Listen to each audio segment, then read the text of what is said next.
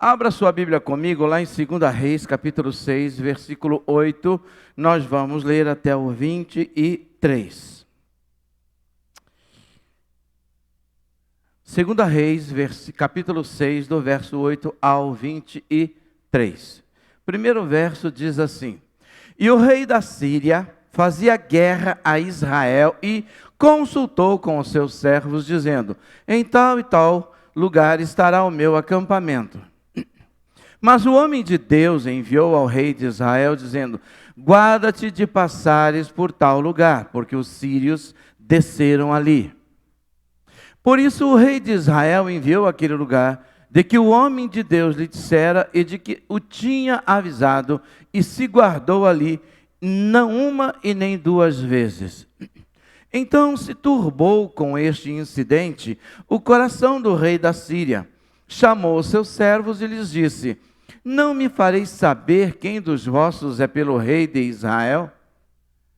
E disse um dos servos: Não, ó rei meu senhor, mas o profeta Eliseu, que está em Israel, faz saber ao rei de Israel as palavras que tu falas no teu quarto de dormir.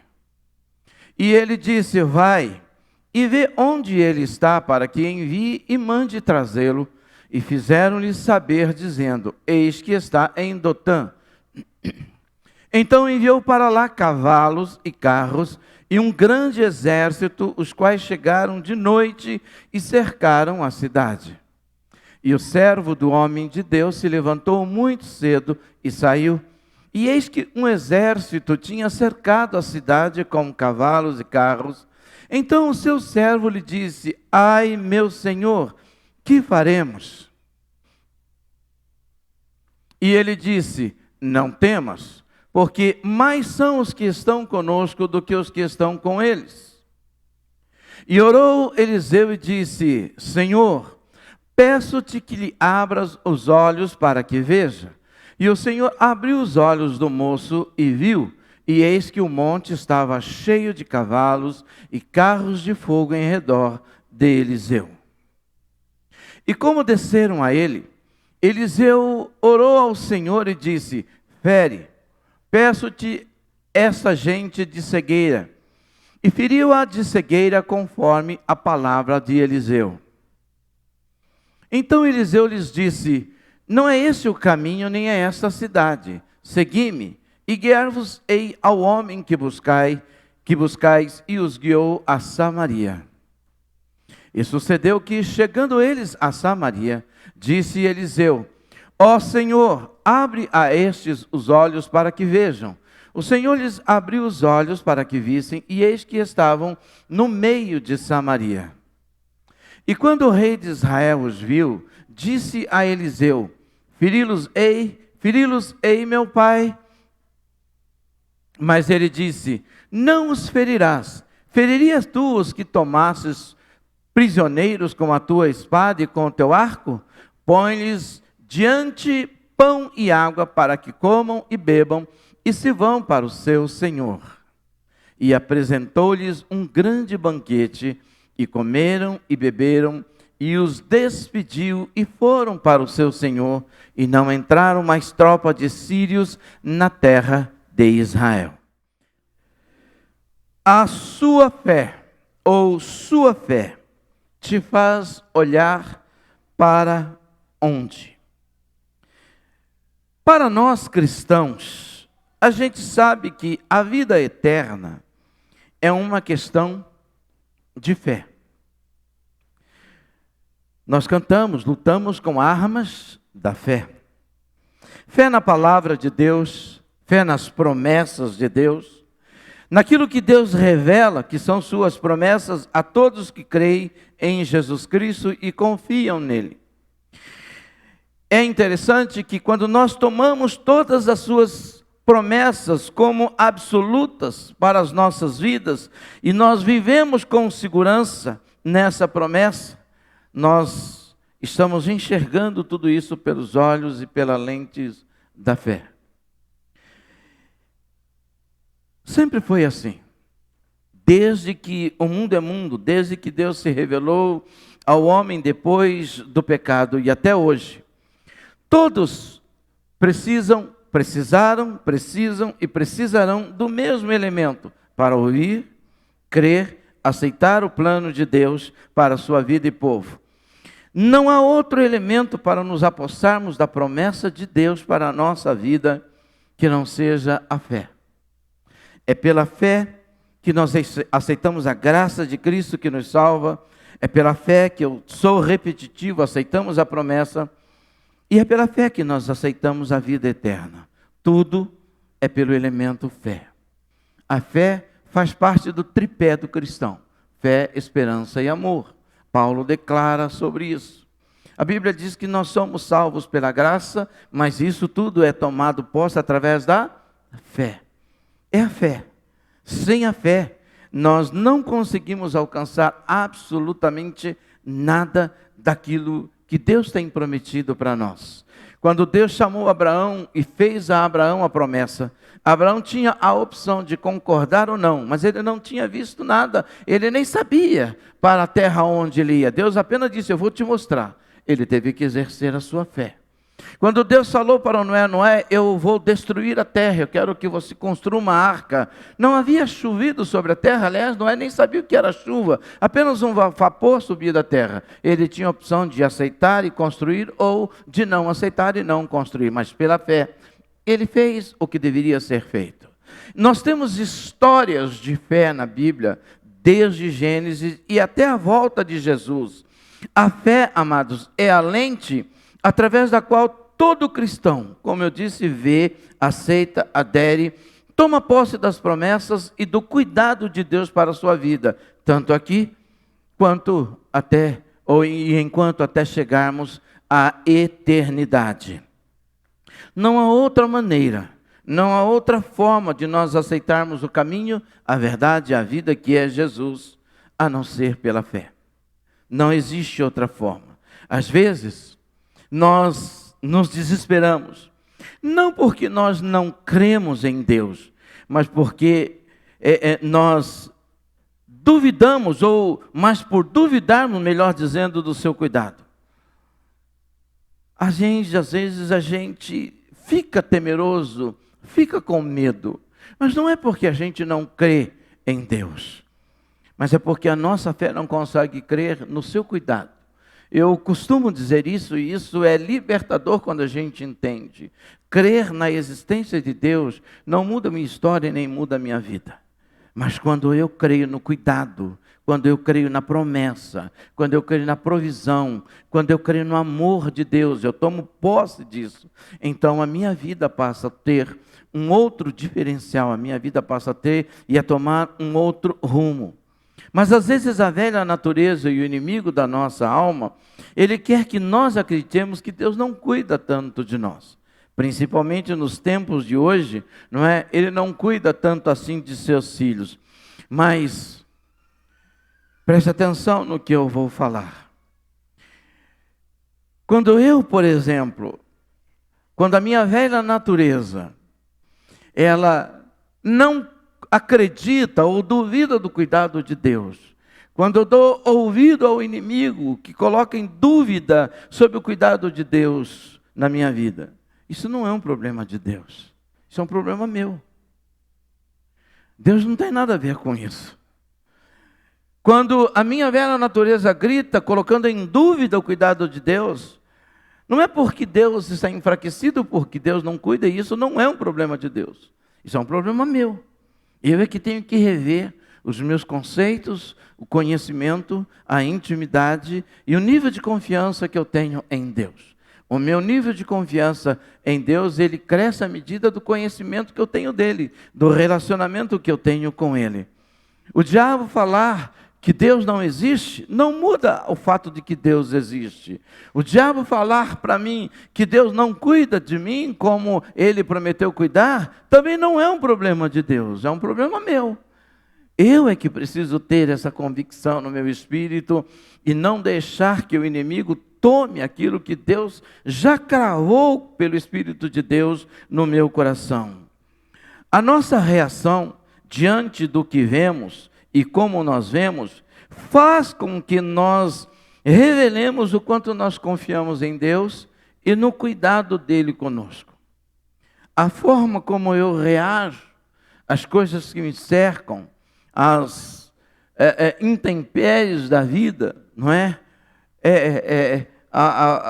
As coisas que nos acontecem, tanto boas quanto ruins, ou não tão boas, elas revelam o nível do conhecimento e o nível da confiança que eu tenho em Deus. É a forma como eu reajo àquilo que a vida me apresenta. As nossas guerras, elas tendem a nos desesperar, porque nesse desespero ela revela a nossa insegurança. Não estou falando do nosso medo. Paulo chegou um momento da vida dele que a luta era tanto que ele chegou a desesperar da própria vida. Mas de repente entrou na mente dele e ele mesmo diz: mas aí eu cheguei à conclusão de que eu já não vivo mais eu, de que eu já não tenho mais a minha vida como minha e sim dele. Então o que eu posso fazer é sossegar em Deus e esperar pela provisão e pelo livramento que, se Ele quiser me dar, me dará. Eu tenho uma promessa de Deus de eternidade. Você tem uma promessa de Deus de eternidade. E ainda que os cuidados de Deus na terra sobre a minha vida não sejam do jeito que eu quero, ela será sempre do jeito que eu preciso. Deus, Ele nem sempre vai suprir os meus caprichos e os meus desejos, mas Ele nunca vai deixar falhar, nunca vai falhar com as minhas necessidades. Ah, pastor, mas existem pessoas cristãs que morreram de fome, porque estava no plano de Deus que elas deviam morrer de fome. Mas Deus é muito maldoso? Não. Você tem que morrer de um jeito ou de outro. Você só precisa entender a vida. Ah, mas como é que pode um crente morrer num acidente tão horrível daquele? Porque aprove o Senhor permitir que ele morresse daquele jeito. Por quê? Porque a vida e a morte estão na mão de Deus. A gente precisa olhar para isso e entender que nós estamos num mundo caído. E que enquanto nós estivermos dentro do plano de Deus, e o plano de Deus estiver desenhado na nossa vida e não executado, Deus vai trazer todo tipo de livramento para nós. Mas quando o plano de Deus encerrar na nossa vida, nós vamos morrer. Eliseu ressuscitou mortos. Eliseu fez milagres tremendos, mas ele morreu de uma doença. Aí você fala: poxa vida, como é que ele pôde morrer de uma doença? Porque a prova é Deus fazer com que ele morresse de uma doença. Quando nós estamos de olho na promessa de Deus, quando nós temos convicção do plano de Deus para a nossa vida, a gente não teme o que nos acontece. E quando eu digo não teme, a gente não cede, a gente não nega a nossa fé por causa de acontecimentos. É muito bom pensar de forma positiva. Mas eu vou dizer uma coisa para você, uma palavra que não existe. Pense de forma feísta. Essa palavra não existe, eu estou criando agora. Existe o positivo, o negativo, o que gosta da realidade, mas não pense nem na realidade, nem de forma positiva e nem de forma negativa. Pense de forma feísta. O que é pensar de forma feísta? Pense e creia pela fé naquilo que está escrito na palavra de Deus e tome posse. E viva baseado nisso. Porque é assim que Deus quer que a gente pense. É assim que Deus quer que a gente viva. A história de Eliseu narra-nos algo muito interessante e muito importante para nós entendermos. Eliseu tinha uma escola de profeta, mas a história narra dele com o seu servo, que os sírios haviam cercado Israel, o rei estava em desespero, mas o rei Ciro, o rei da Síria, ao cercar, ele percebia que o rei de Israel não ia no lado em que ele mandava as tropas dele. Então ele perguntou aos seus servos: tem alguém aqui que está traindo a gente? Tem alguém aqui que está falando para o rei o que a gente está planejando? O que nós planejamos? E então um dos servos disse: não, Senhor, não está acontecendo isso. É que o profeta, sabe, ele que está lá, Deus fala com ele lá no quarto e ele fica sabendo de tudo e ele revela ao rei. Falei: então onde que está esse profeta? Procura saber onde ele está. E investigaram, descobriram que ele estava lá em Dotã, na cidade de Dotã. Mande os guardas lá, mande os soldados, e eles mandaram de noite um exército muito grande para trazer um homem. Um exército muito grande para trazer um homem. Vocês conseguem entender o quanto o rei da Síria temia esse cara? Ele mandou um exército cercar a cidade de Dotã para trazer um homem. E ele foi. Levantaram pela manhã, quando o servo de Eliseu viu aquele povo, falou: ai meu Deus, estamos perdidos. Nós estamos perdidos. Senhor, e agora o que a gente vai fazer? E aí começa os ensinamentos de Eliseu para a nossa vida. Eliseu revela muitas coisas para o seu servo, e isso serve para nós. Isso serve para mim e para você. Ele então diz para o seu servo: não se preocupe, não tema, fique tranquilo. Muitos são os que estão conosco do que os que estão com eles. O servo de Eliseu deve ter falado: meu Deus do céu, eu acho que o meu senhor Eliseu não está legal. Só estou eu, ele e eu. E ele então diz que muito mais são os que estão conosco, maiores são os que estão conosco, muito mais são os que estão conosco. E aí Eliseu faz uma coisa muito interessante. Ele fala: Senhor, abre os olhos do teu servo, para que ele veja. Sabe qual é o problema da nossa vida? É que às vezes a gente não enxerga o que Deus quer que nós enxerguemos. E é isso que nos apavora. É isso que nos assusta. Nós somos muito terrenos, nós somos muito físicos, nós somos muito materiais, não é? Ou material. Eliseu nos revela que é pela fé que os nossos olhos vão enxergar o cuidado e vão entender o amor de Deus. Eliseu revela-nos que é pela fé que vemos o nosso socorro presente no agir do nosso Deus e não pela força humana e terrena. Não é pela força do nosso braço, mas nós precisamos enxergar o nosso socorro presente no agir do nosso Deus. E não é pela nossa força. Não é o tamanho do exército ou a fúria do inimigo que determina a nossa derrota, mas a visão que nós temos da nossa vitória. A visão que nós temos daquilo que nós vamos conseguir alcançar e fazer, daquilo que nós vamos conseguir trazer ou temos da presença de Deus na nossa vida. Se nós focarmos nas ameaças que nos cercam, nós entramos em desespero. O Salmo 121, o salmista no Salmo 121, do verso 1 a 3, ele diz o seguinte: elevo os meus olhos para os montes, de onde me virá o socorro? Elevo os meus olhos para os montes, de onde me virá o socorro? E ele diz: o meu socorro vem do Senhor, que fez o céu e a terra. O meu socorro vem do Senhor, que fez o céu e a terra. Ele não permitirá que os seus pés vacilem. Ele não vai dormir, aquele que guarda a sua vida. Por favor, coloque na tela o Salmo 121 para mim, o verso de 1 a 3. Fiquem atentos aí, gente, no que eu estou falando, por favor.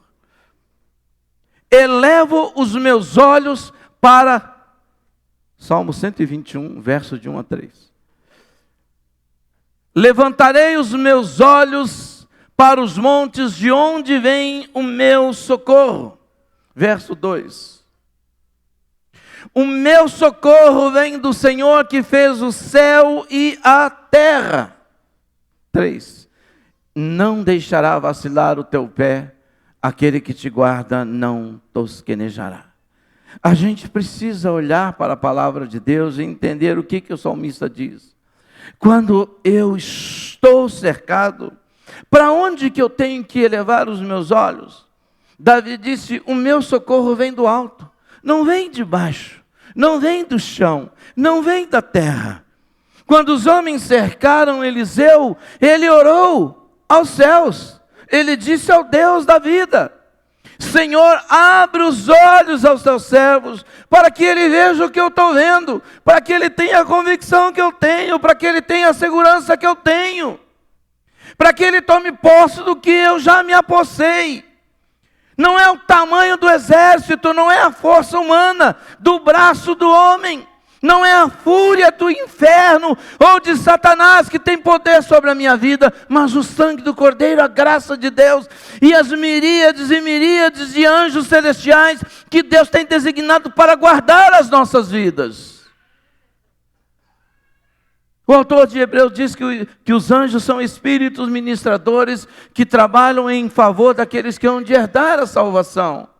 Nós precisamos entender que o nosso socorro presente vem no agir do nosso Deus, e a gente precisa enxergar isso. É Deus quem está fazendo, não do meu jeito, não do seu jeito, não do nosso jeito, mas do jeito de Deus. A gente tem dificuldade de ler a nossa linha do tempo, de ler a nossa história, de ler o nosso momento, de ter percepção do que está acontecendo à nossa volta. A gente tem dificuldade de interpretar, porque nós estamos tão impregnados dessa humanidade pecadora, que a gente não consegue se desvencilhar para no Espírito entender o que o Espírito está nos dizendo. O que tira a nossa paz não são as lutas e não são as tribulações. O que tira a nossa paz não são as crises, os desempregos e a doença, mas a falta da segurança em Deus, da confiança num Deus que trabalha em favor dos que herdam e herdarão a salvação. Quando eu tenho essa certeza, eu não preciso temer. O que pode me fazer o homem? O que pode me fazer o mundo? O que pode me fazer? Porque dentro do projeto de Deus, do plano de Deus, antes que esse projeto, antes que esse plano finde, não há inferno, não há homem, não há bala perdida, não há absolutamente nada que me tire da terra. Mas isso me traz segurança. Mas nós temos medo de nos despreender da terra, de nos soltar daqui, de nos permitir que o nosso espírito seja elevado às dimensões espirituais, de entender, como escreve Paulo, que nós somos assentados nas regiões celestiais em Cristo Jesus.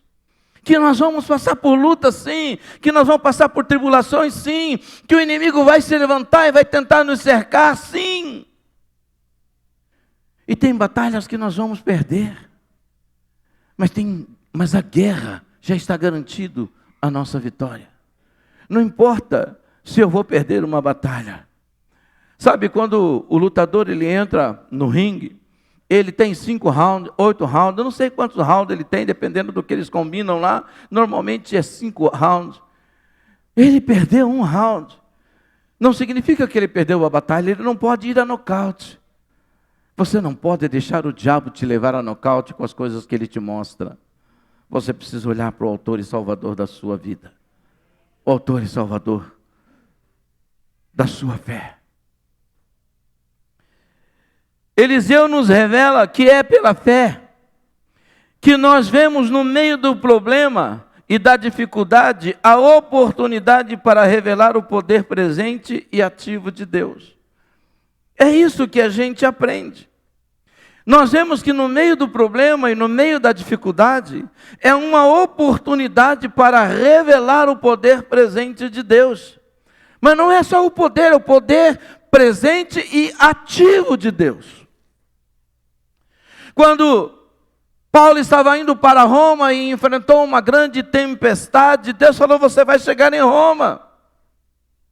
Você vai chegar lá, eu quero que você vá para Roma, e você vai chegar até Roma.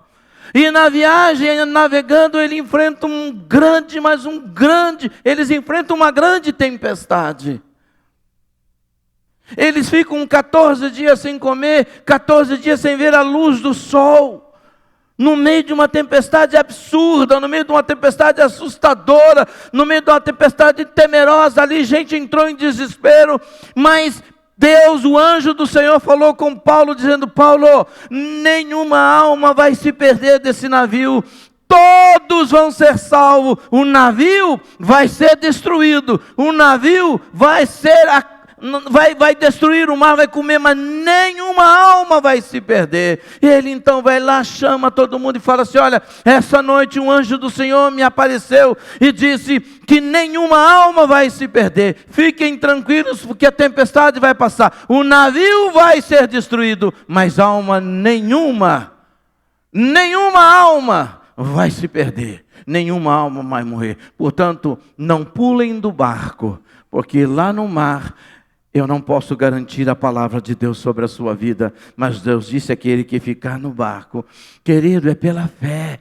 que eu mantenho a minha vida no barco, que eu mantenho a minha vida na palavra, que eu mantenho a minha vida na promessa de Deus. Sabe, nós precisamos enxergar isso. Quando surge um problema na sua vida, não é para você entrar em desespero, mas é a oportunidade que você tem de ver o agir de Deus, de você ver o mover de Deus. Sabe, quando Jesus estava dormindo no barco e todos os seus discípulos desesperados: Senhor, o Senhor não está vendo que nós estamos morrendo? E então Jesus acorda e repreende o vento e fala: vocês perderam uma grande oportunidade de crescer, de repreender esse vento. Vocês são pessoas de pequena fé, de pouca fé. Nós precisamos entender que no meio das nossas lutas surge uma grande oportunidade e nós vemos as maravilhas de Deus, os sinais de Deus. Sabe, amados, 2 Reis capítulo 6, 17 e 18, Eliseu orou e disse: Senhor, peço-te que abras os olhos para que veja. E o Senhor abriu os olhos do moço e viu, e eis que o monte estava cheio de cavalos e carros de fogo em redor de Eliseu. E como desceram a ele, Eliseu orou ao Senhor e disse: fere, peço-te, essa gente de cegueira, e feriu-a de cegueira, conforme a palavra de Eliseu. Há duas coisas que acontecem aqui. A primeira é que Eliseu ora para que Deus abra os olhos do servo dele. Senhor, abre os olhos do servo para que ele veja. Mas a segunda oração dele é: Senhor, peço que o Senhor fira de cegueira essas pessoas. E as duas orações Deus respondeu. Abriu os olhos de Eliseu e cegou o inimigo. Você tem feito essa oração para Deus abrir os seus olhos, para que você veja o quanto você é guardado, cuidado e protegido, mas você também tem orado para que Deus cegue os olhos dos seus inimigos, dos homens violentos, dos homens de Belial, para que Deus realmente cegue, para que eles não te vejam, não enxerguem você, mas você tem agido para refletir a bondade, a graça e o plano de Deus. Veja, o homem de Deus, o Sermão do Monte fala que bem-aventurado o pacificador, e Eliseu se torna o que ali? Um pacificador. Ele se torna um pacificador. Mas olha a oportunidade para ver o sinal de Deus. Olha a oportunidade para ver as maravilhas de Deus. Amados, nós na primeira pressão a gente espana, a gente corre, a gente foge. Na primeira pressão a gente pula do barco. Na primeira pressão a gente quer parar tudo. No meio da pandemia, quantas pessoas desistiram da fé? Quantas pessoas abandonaram tudo? Quantas pessoas pararam de ler a Bíblia, pararam de orar? Ou então aquele que prosperou no meio da pandemia deixou de vir na igreja porque Deus tem me prosperado, graças a Deus eu tenho que aproveitar a vida. A gente não sabe interpretar nada, o tempo nos cerca, estamos afundando porque não interpretamos sinais, tempo, propósito, nada, somos cegos no meio de cegos. A nossa mente está fechada, está bloqueada. A gente não consegue entender os sinais de Deus. A igreja não consegue entender. Nós só queremos barulho, barulho, barulho, barulho, e os sinais estão aí diante dos nossos olhos. E a gente se desespera. Porque Deus está dizendo: clama a mim e responder-te-ei. E eu vou anunciar coisas que vocês não sabem. Eu vou revelar coisas que vocês não veem. Eu vou mostrar coisas que vocês não enxergam. Mas vocês precisam me buscar. Vocês precisam andar na minha presença. Eu falei hoje de manhã que às vezes Deus precisa colocar a gente no estreito. Sabe por que às vezes Deus precisa jogar crente no fundo do poço? Por que Deus precisa fazer crente chegar lá no fundo do poço? Porque a única maneira que tem do crente olhar para cima é quando ele chega no fundo do poço. Porque não tem mais para onde olhar, ele só tem que olhar para cima. Mas enquanto ele não chega no fundo, ele só olha para baixo, olha para baixo. Aí aonde que eu vou parar? Ei, não importa com que velocidade você está caindo, olha para cima, porque é de lá que vem o seu socorro. É de lá que vem o seu socorro. E no meio das dificuldades é que a gente tem a oportunidade de andar por sobre as águas, de ver o mar abrir. Queridos, é no meio da dificuldade que a gente bate na pedra e a água sai. Pastor, mas eu estou passando necessidade. Pergunte para Deus por que você está passando por essa necessidade. Faça dessa necessidade um momento pedagógico na sua vida. Por que você está passando por essa necessidade? O que Deus está querendo te ensinar no meio dessa necessidade? Ah, mas se Deus me ama, Ele não me permitiria passar por isso. Mas e quando você não estava passando por isso, qual era a demonstração de amor que você dava por Deus? O problema não é o amor de Deus por nós, é o nosso amor por Ele. O nosso amor por Ele às vezes é hipócrita, é falso, é mentiroso. A gente não consegue enxergar a realidade do que Deus está tentando nos mostrar nesse tempo. Se está tudo bem, eu não preciso de Deus. Se está apertado, eu corro atrás de Deus. Não é assim. Nós precisamos ver no meio do problema o que Deus quer mostrar para nós. No meio da dificuldade, o que a gente tem que aprender. O período de Juízes é um período tão horrível da história, mas ao mesmo tempo tão lindo. O povo estava bem, esquecia de Deus, abandonava, fazia alianças erradas. O povo entortava tudo, eles buscavam a Deus e misericordiosamente Deus levantava um juiz. Deus levantava alguém para livrar o povo.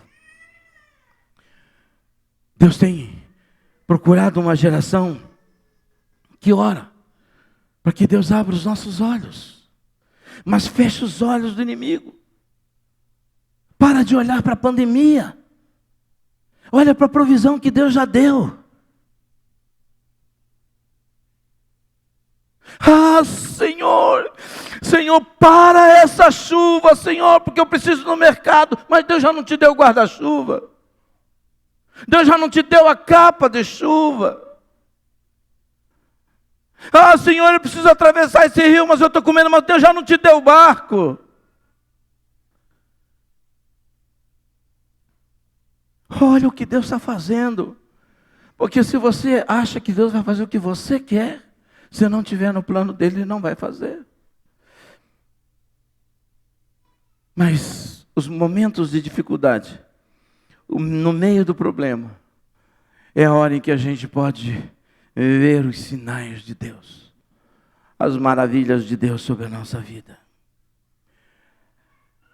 Terceiro conselho que a gente recebe, ou ensinamento, é que servos de Deus não devem temer autoridades humanas, elas precisam obter o respeito delas. Sabe, esse texto me confundiu. Eu falei, Deus, eu não estou entendendo o que o Senhor está querendo dizer para nós com isso. Parece que nós estamos vivendo um outro tempo. 2 Reis 6, 21 a 23. E quando o rei de Israel os viu, disse a Eliseu: feri-los-ei, meu pai. Mas ele disse: não os ferirás, Feririas tu os que tomasses prisioneiros com a tua espada e com o teu arco? Põe-lhe diante pão e água para que comam e bebam e se vão para o seu senhor. E apresentou-lhes um grande banquete, e comeram e beberam, e os despediu, e foram para o seu senhor, e não entraram mais tropas de sírios na terra de Israel.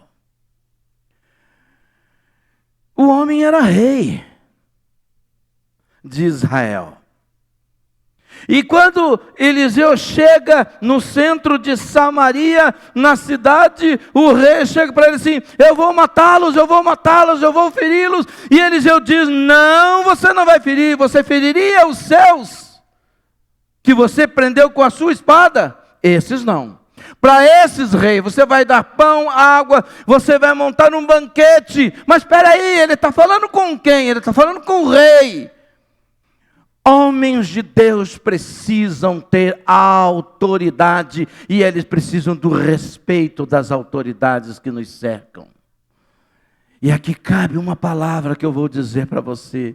Preste atenção, eu sei que eu serei criticado por muitos pastores, mas Deus não chamou a igreja para fazer política. Deus chamou a igreja para instalar o reino dele na terra. Deus não chamou a igreja para fazer parte de partido político. Deus nos chamou para salvar vidas. É para isso. Esse é o nosso envolvimento. Você sabe, dois tipos de pessoas, vamos dizer assim, matavam os profetas no passado: os religiosos e os reis. Quem foi que matou Pedro? Perdão, João Batista? Herodes. E assim você vai olhar no passado, muitos profetas foram mortos. Na porta do templo dos religiosos, matam profetas, matam sacerdotes, e continuam matando até hoje, viu? De outra maneira, mas continuam. Igreja e Estado podem caminhar juntos, mas nunca farão alianças. Sabe por quê? Espera aí, pastor, desculpa, eu não entendi. Por que igreja e Estado não podem fazer aliança? Porque o mundo jaz na mão do maligno. Nós podemos fazer alianças para vivermos em paz. Nós podemos fazer aliança para orar e interceder, mas não para compactuar com isso. Hoje nós vemos, amado, pastores, hoje nós vemos igrejas, hoje nós vemos liderança. Nós temos que salvar a nossa nação. Você não tem como salvar o que não tem salvação. Sabe o que aconteceu? Eu vou dizer uma coisa para você, presta atenção no que eu vou falar, porque mais uma vez você vai achar que eu sou louco. Você tem que correr para salvar o maior número de pessoas possíveis, porque para esse mundo não tem mais jeito. Vai levantar rei, até chegar a vez do anticristo, mas o mundo não tem mais jeito. Nós vamos tirar o maior número de pessoas possíveis da mão de Mamon, da mão do príncipe deste mundo, e colocar na arca de Deus, e colocar no reino de Deus que está na terra. Deus não me chamou para fazer aliança com ninguém. Eu já tenho uma aliança com Ele.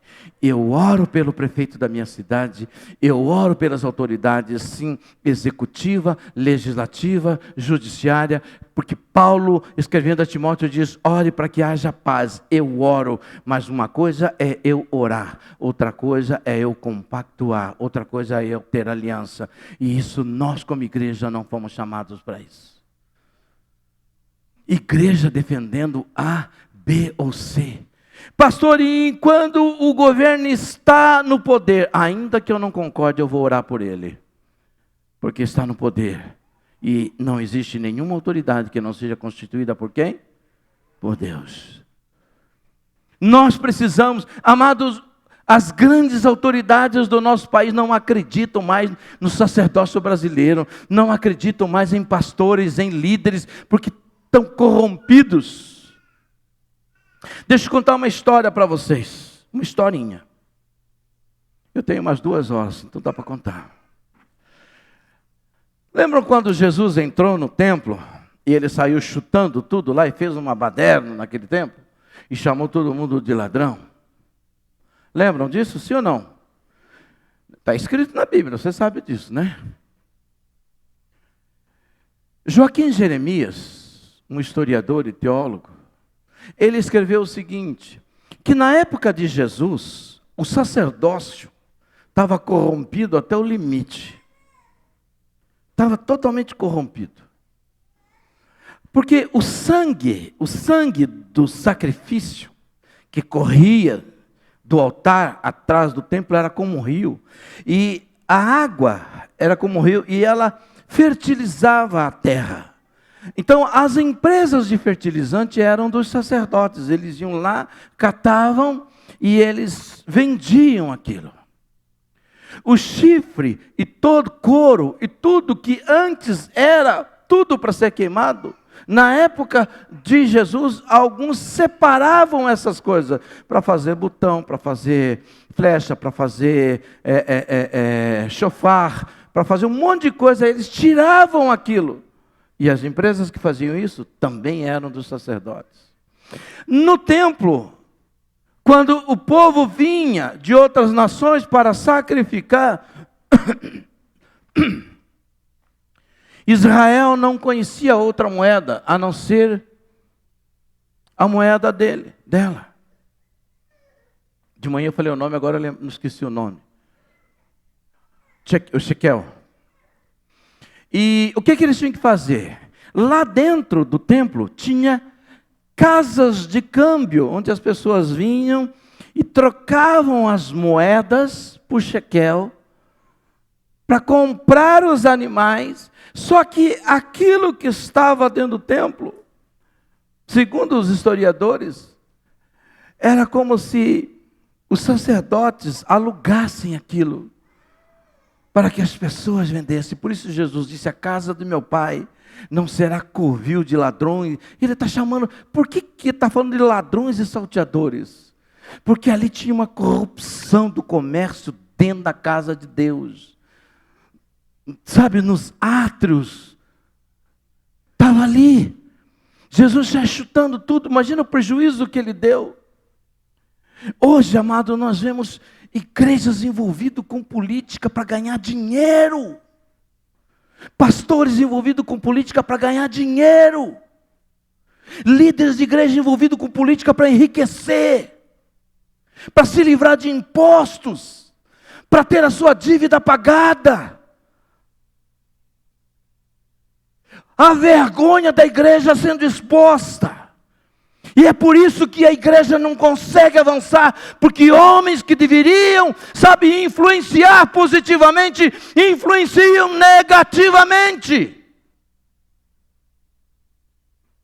E que vão lá na televisão e fazem propaganda porque o nosso Deus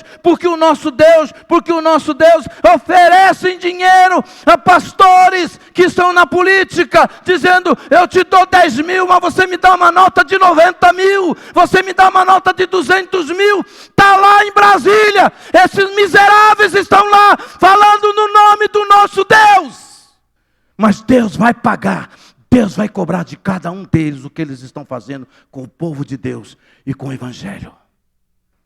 Porque com Deus não se brinca. Homem de Deus precisa ter respeito das autoridades.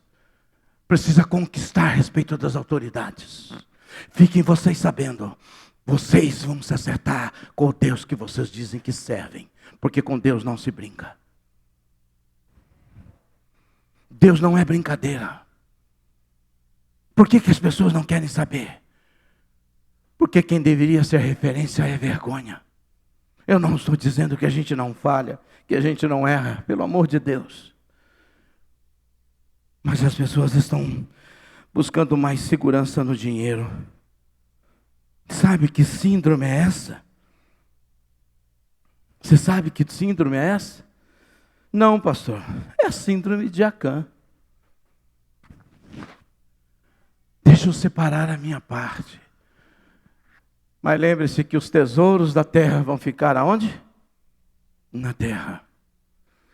Eliseu tinha respeito. Eliseu tinha respeito. O rei respeitava Eliseu. O rei ouvia o que Eliseu falava. O rei temia a palavra de Eliseu. Porque ele era um profeta que falava da parte de Deus. Isso é sério.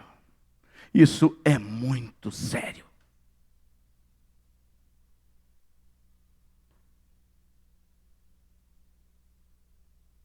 E se você está me ouvindo pela rede, e você faz parte dessa corja, você sabe do que eu estou falando. O quarto conselho e a quarta revelação que Eliseu nos dá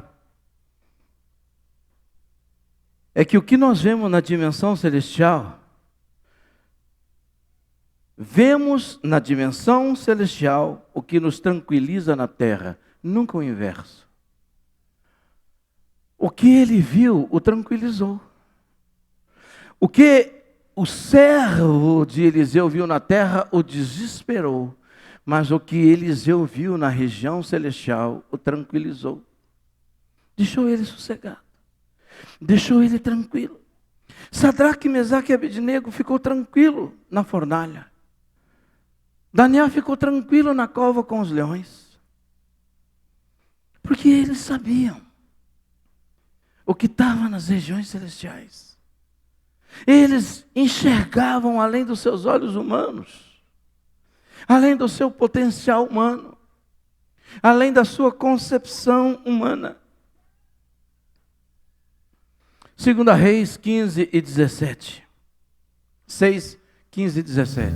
E o servo do homem de Deus se levantou muito cedo e saiu, e eis que um exército tinha cercado a cidade com cavalos e carros. Então o seu servo lhe disse: ai, meu senhor, que faremos? E ele disse: não temas, porque mais são os que estão conosco dos que os que estão com eles. E orou Eliseu e disse: Senhor, peço-te que lhes abras os olhos para que veja. E o Senhor abriu os olhos do moço e viu, e eis que o monte estava cheio de cavalos e carros de fogo em redor de Eliseu. O que a gente vê na dimensão espiritual é o que nos tranquiliza na terra. Sabe, eu fico imaginando Paulo e Silas na prisão, depois de serem açoitados, cantaram, estavam cantando. Não a música, um terremoto vai, não é essa música, mas eles estavam cantando. E quando eles estavam cantando, o que aconteceu? Um terremoto veio e destruiu toda a prisão. O carcereiro viu aquilo e ia se matar. Falou: opa, não se mate, nós estamos aqui. Nós estamos aqui. Por que será que Deus destruiu, vamos chamar de presídio? Por que será que Deus destruiu uma cadeia inteira com terremoto, usando duas pessoas que já tinham sido açoitados, apedrejados, machucados, tinham, na nossa linguagem, apanhado a pé? Eles encontraram força só para Deus salvar o carcereiro e a sua família. Você entende o propósito de Deus? Eu não entendo. Só para salvar o carcereiro. Quando o carcereiro viu aquilo, ele caiu. Eu quero esse Deus, eu quero. Sabe qual é o sinal que Deus tem que dar, queridos, para a gente entender que são oportunidades para salvar vidas, que são oportunidades para a gente resgatar pessoas do inferno? Quais são os sinais? Eu vou contar uma coisa que eu comentei, eu não me lembro com quem. Você sabe que eu não sei o que está dentro do seu coração, mas eu espero que você não sofra da síndrome de Tonga. Tonga não sabia que no mar profundo dele tinha um vulcão. E de repente aquele vulcão explode e faz um estrago e traz tsunami. Às vezes nós somos como esse vulcão lá no mar de Tonga. Está tudo bonito por cima, mas a gente não sabe o vulcão que está dentro de nós. E nós vamos acalmar o nosso ânimo, acalmar o nosso coração, sair desse caminho de desespero e começar a olhar para o alto.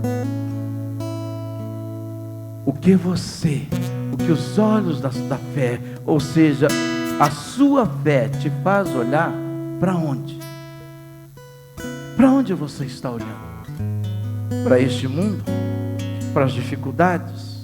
Ou para a palavra de Deus e para o plano de Deus? Nós lutamos com armas da fé.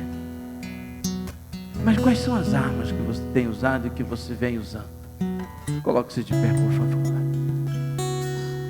Jesus Cristo continua sendo o nosso grande Rei, Senhor, aquele que nos conduz de vitória em vitória, aquele que tem vida para mim e para você. Eu não sei como você está e nem sei como você chegou até aqui, mas eu sei que você tem um Deus que te ama.